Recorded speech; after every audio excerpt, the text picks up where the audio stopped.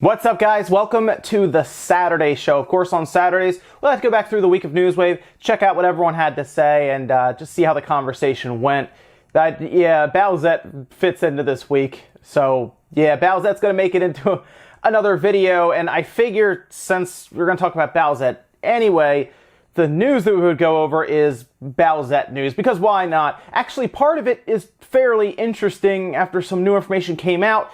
It actually looks like Nintendo had thought about Bowsette a while ago, like during Super Mario Odyssey's conceptual stages. This actually came out on Twitter, as you're seeing here, from the art of Super Mario Odyssey. And yes, they even have an image of, well, you see it right there, Bowser taking over Peach's body, similar to how Mario would take over, obviously with Cappy, on characters that he would throw it at enemies, take over their bodies and everything and run around. Yes, they had at least an idea that was scrapped at some point, where yes, Bowser would take over Peach's body with his own hat that he would throw, or a crown, or it looks like he has a hat that he throws, takes her over, and yes, her appearance does change based on that. So they had the idea, but they didn't run with it. In fact, they left it on the cutting room floor, which makes you wonder if they just didn't want to open that can of worms. Well, too late, it's happening, and now, of course, fans are kind of running with their own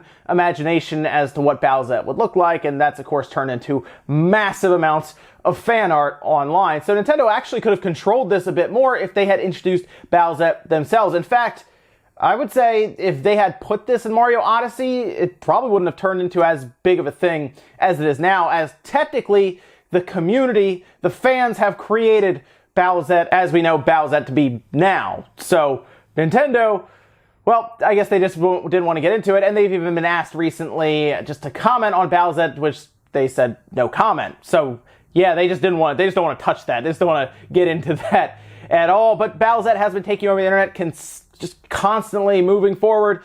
They've even put Bowsette into Super Mario 64. That's actually K's Emmanuel was actually paid by the Ho-Ho Bros to put, yes, Bowsette into Super Mario 64. Let's actually take a look. Here is Bowsette in Super Mario 64.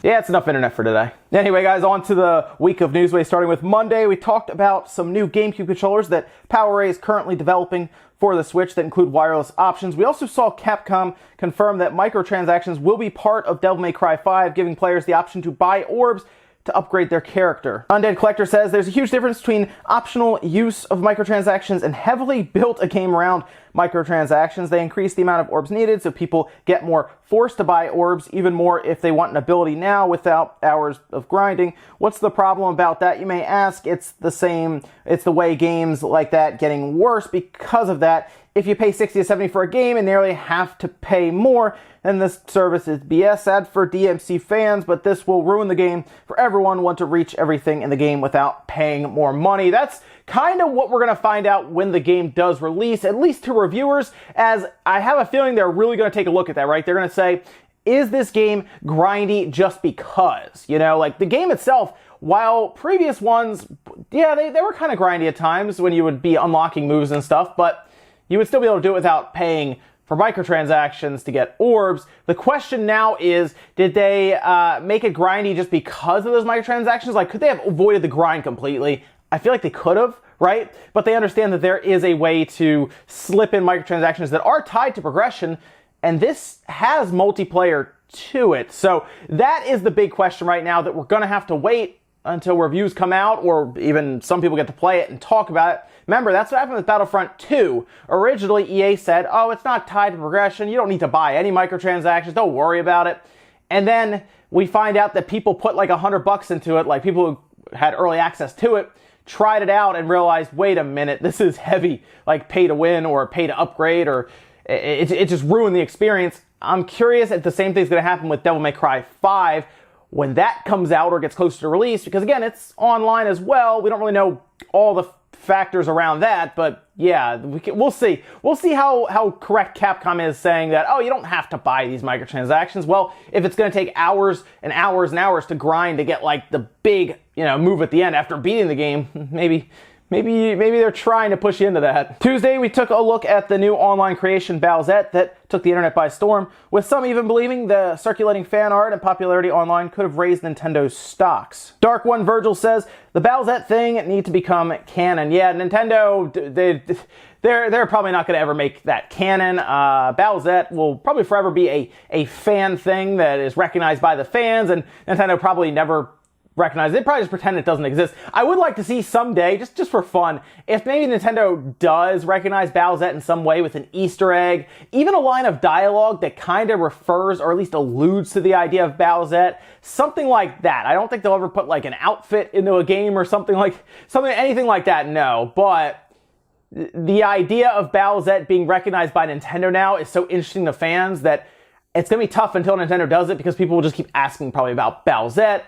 And Nintendo, I'm sure, will continue to see tons of fan art all over Twitter and everywhere. So I don't think Bowsette will ever become canon. The idea will probably never become canon, but an Easter egg in a Mario Party game or like a Mario Tennis game or something like offshooting, not the main one, would be cool. But if they do have a Mario similar to Odyssey down the road where you're taking over like different characters or enemies, to have like Bowser maybe take over Peach and then they play on the idea of Bowsette the whole time would be pretty funny. Also here, a bunch of comments saying that Bowsette didn't just raise the stocks, and I get what they're saying here. Obviously Bowsette raised all of our spirits as we had a brand new meme to throw around online and have fun with. So, good job to Bowsette. Wednesday, we saw an interesting update found on the Nintendo Switch eShop that references the Virtual Console, much like the 3DS and the Wii U did on their part of the eShop website.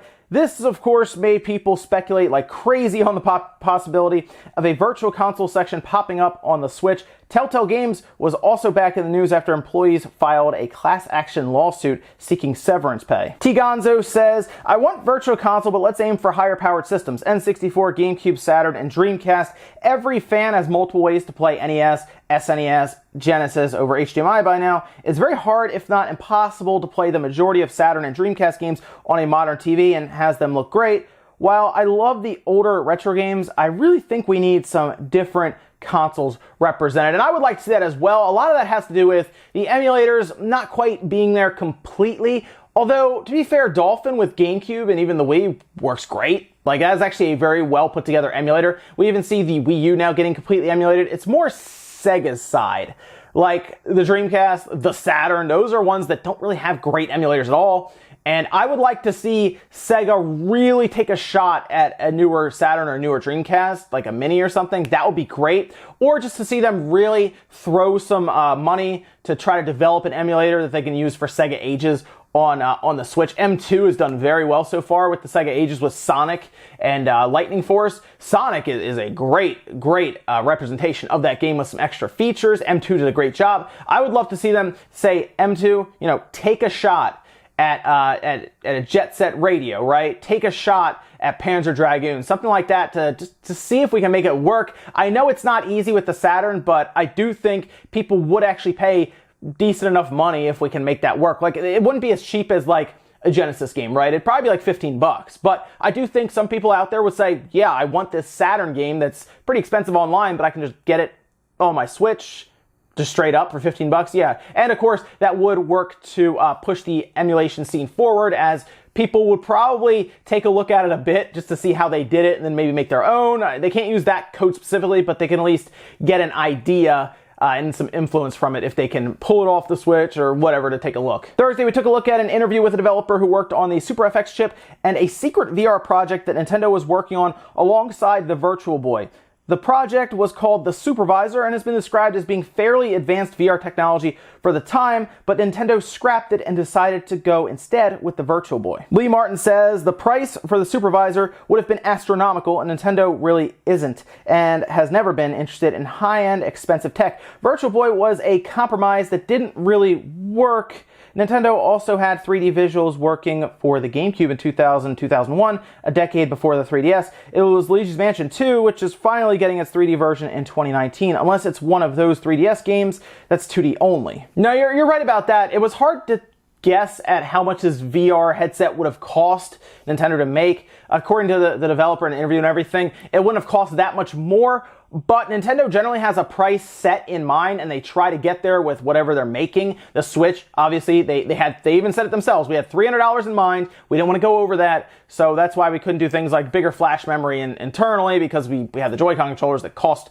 X amount of dollars. We wanted to all come together and everything. So they do show up with a price point in mind. The Virtual Boy was probably significantly cheaper than this headset that they were talking about that was going to have, like cutting edge visuals and probably full color screens, whereas the Virtual Boy was like red wireframe graphics, and it wasn't a great experience with the Virtual Boy, and I'm curious how the experience would have been, because also, of course, we got one side of the story, right, from the developer who was creating this thing, so they, of course, want to tell people that it was awesome.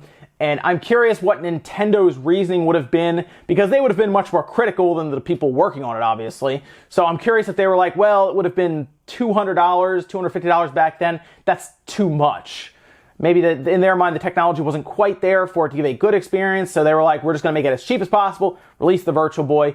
I would have just liked to have seen this thing come out, the Supervisor, just because if it did come out and it was good, VR could have been so much different now if we basically got introduced to a decent version of VR back in the day with head tracking and everything. We could seriously have like sunglass, sized VR headsets and stuff. That would be really cool, but I guess we'll never really know unless design documents come out, or maybe there's just a prototype out there. I doubt there is, because it sounds like they got it scrapped when they were trying to conceptualize it, but it's very interesting. Finally, on Friday, went over an issue in China that sees some of Nintendo's online services banned due to the Google servers they appear to be using. Google servers are actually banned in China currently, which is giving Switch users there a hard time for games like Mario Kart 8 and Splatoon 2 during matchmaking. We also saw Bethesda backpedal a bit on the Fallout 76 crossplay comments, originally blaming Sony for them being unable to do crossplay, and now saying crossplay just isn't possible, despite Sony seemingly being more open to the idea. Mighty Link says, I think I know why they can't do it. It was easy for Epic because they have been doing multiplayer games since the very beginning. It was like flipping a switch for them, but Bethesda